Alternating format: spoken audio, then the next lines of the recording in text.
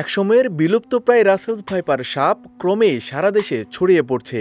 আগে শুধুমাত্র দেশের উত্তরাঞ্চলেই রাসেলস ভাইপার সাপে কাটার খবর পাওয়া যেত। তথ্য বলছে 2013 সাল থেকে 2024 সালের 7 জুন পর্যন্ত 235 জন রাসেলস ভাইপার সাপে কাটা রোগী রাজশাহী মেডিকেল কলেজে ভর্তি হয়।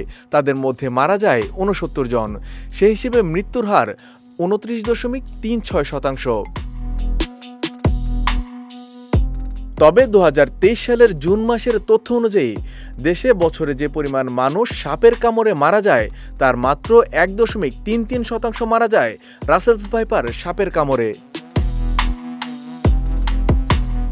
সাম্প্রতিক সময়ে সারা দেশে রাসেলস ভাইপার ছড়িয়ে পড়ায় কিছু নির্দেশনা দিয়েছে পরিবেশ, বন ও জলবায়ু পরিবর্তন মন্ত্রণালয়।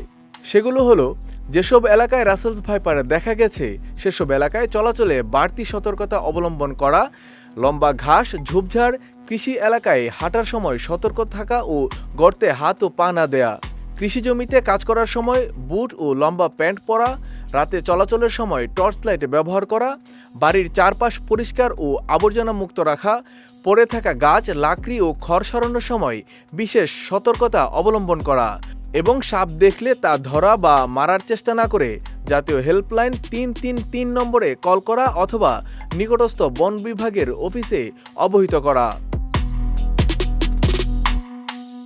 বিশেষজ্ঞরা বলছেন, দুর্ঘটনাবশত কাউকে রাসেলস ভাইপার কামড়ালে কাটা অঙ্গ নড়াচড়া করা যাবে না।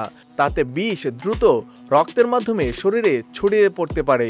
ওঝার কাছে গিয়ে অযথা সময় নষ্ট না করে দ্রুত নিকটস্থ হাসপাতালে নিয়ে যেতে হবে।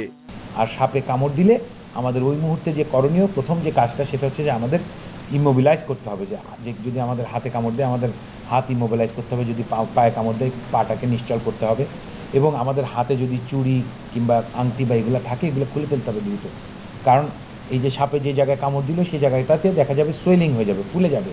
এই ফুলে যাওয়ার কারণে তখন সেই আংটি কিংবা চুড়িও দেখা যাবে যে তার শরীরে এটা বাদ হয়ে এটা প্রচণ্ড রকম একটা অন্য ধরনের একটা দুর্ঘটনার শিকার হয়ে যাবে।